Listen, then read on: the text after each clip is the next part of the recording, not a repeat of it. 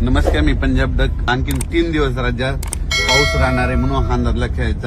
8 तारखेच्या नंतर राज्यातला पावसाचा जोर ओसरणार आहे. म्हणून ज्यांचे पेरणी राहिली असेल तर तुम्ही काय करायचं, 8 तारखेच्या नंतर तुम्ही तुमची पेरणी करू शकतात.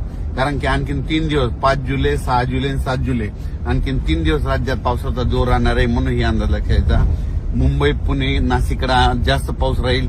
त्याच्यानंतर विदर्भामध्ये पूर्व विदर्भ आणि पूर्व विदर्भाकडे आज 5-6 जिल्ह्यामध्ये खूप जोराचा पाऊस पडेल म्हणून हे लक्षात येतं. मराठवाड्यात देखील असाच रिमझिम स्वरूपाचा पाऊस पडणार आहे म्हणून हा देखील अंदाज सर्व शेतकऱ्यांना लक्षात घ्यायचा. नाशिककडं, मुंबईकडं मात्र ह्या 3 दिवस मात्र खूप पाऊस पडणार आहे. नाशिककडे देखील मुसळधार पाऊस पडणार आहे, काही ठिकाणी अति मुसळधार पडणार आहे. मुंबईला मात्र रेनफॉल म्हणजे हेवी टू हेवी म्हणजे खूप पाऊस पडणार आहे. जवळपास ह्या 3 दिवसामध्ये 8 जुलैपर्यंत पाऊस राहणार आहे. 9 तारखेच्या नंतर मुंबईचा देखील पावसाचा जोर ओसरणार आहे म्हणून मुंबईच्या जनतेने देखील काळजी घेण्याची गरज आहे. कारण की 3 दिवस खूप अतिवृष्टी होणार आहे म्हणून हे देखील मुंबईकरांना अंदाज लक्षात घ्यायचा. कोल्हापूर, सांगली, सातारा, पंढरपूर, इकडे धाराशिव जिल्हा, लातूर जिल्हा, बीड जिल्हा या भागामध्ये असाच स्वरूपाचा रिमझिम कुठं पेंडवालता पाऊस असा चालू राहणार आहे. आणि ईदभर होल गेल्याच्या नंतर त्यांनी देखील 8 तारखेच्या नंतर पाऊस उघडल्याच्या नंतर तुम्ही तुमचा पेरणीचा निर्णय घेऊ शकता. विदर्भात देखील मात्र पूर्व आणि पश्चिम विदर्भात आणखी 3 दिवस 7 तारखेपर्यंत विदर्भात देखील पावसाचा जोर असाच राहणार आहे. काही ठिकाणी अमरावती जिल्हा, अकोला, बुलढाणा जिल्हा पाऊस जास्त असल्यामुळे त्यांच्या वापसा न झाल्यामुळे त्यांच्या पेरण्या राहिल्या. त्या शेतकऱ्याचे फोन येत होते हे पाऊस कधी थांबत.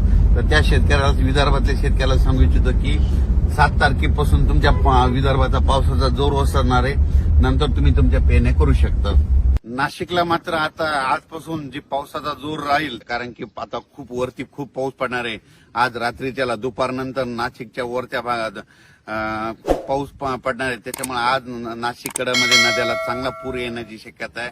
म्हणजे आज पाऊस पडल्याच्या नंतर उद्या देखील नाशिककडल्या बऱ्याच नद्या अशा चांगल्या जोरानं वाहतील म्हणून हे लक्षात घ्यायचं. आपण आपले पाईपलाईन असेल तर तुम्ही तुमची काळजी घ्यायची. तर सोलापूर जिल्ह्यात आज देखील पावसाला सुरुवात होणार आहे.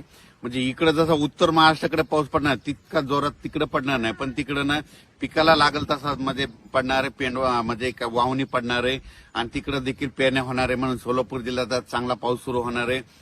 सांगली जिल्ह्यात देखील आज सुरू होणार आहे, सुरू झालाच देखील असेल. आटपाडी, पंढरपूर सगळीकडे आज पाऊस सुरू होईल. इकडं आज मात्र बीड जिल्ह्यामध्ये कडाष्टी जे जामखेडचा परिसर आहे त्या भागामध्ये आज मात्र जोराचा पाऊस पडणार आहे म्हणून त्यांनी देखील लक्षात. अहिल्यानगरकडे जोरात पाऊस पडल्यामुळे आज अहिल्यानगरकडे जोरात पाऊस पडत असल्यामुळं बीड जिल्ह्यामध्ये देखील त्याच्या नद्या खाली पाणी येतंय. तर त्यांनी स्वतःची काळजी घ्यायची. आपण आपले पाळीव प्राणी, जनावरे त्या नदीकाठी बांधू नये. कारण की काय होणार, अहिल्यानगरकडे मुसळधार पाऊस पडणार आहे. त्याचं पाणी इकडे बीड जिल्ह्याकडे पाथर्डीकडे येतंय. त्याच्यामुळे त्यांनी ते देखील काळजी घ्यायची. सांगायचं झालं तर नदीकाठच्या लोकांनी आपण आपली पाळीव प्राणी मात्र सुरक्षा स्थळी आणून ठेवावे. कारण की 4 दिवस आणखीन आज 4, 5, 6, 7, 8 तारखेपर्यंत राज्यात काही काही ठिकाणी खूपच जोराचा पाऊस पडणार आहे. काही ठिकाणी रिमझिम पडणार आहे, कुठं पेंडवालता पडणार आहे, काही ठिकाणी ओढी नाले वाहतील, काही ठिकाणी शेतामध्ये पाणी असा पडणार आहे.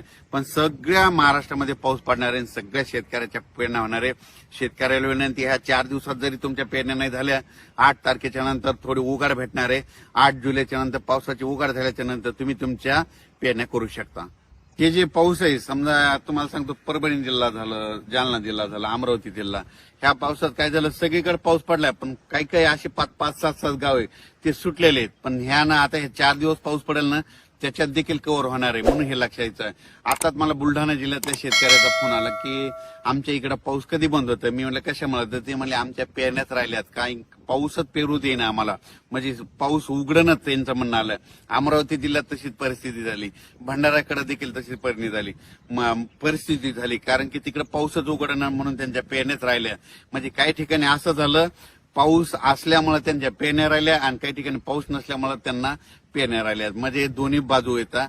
म्हणून म्हणतो सगळ्यांच्या पेरण्या 8 तारखेच्या नंतर सगळं 8 तारखेच्या नंतर हवामान कोरडं होणार आहे आणि त्याच्यानंतर मग शेतकऱ्यांनी पेरणी करायला काही हरकत नाही.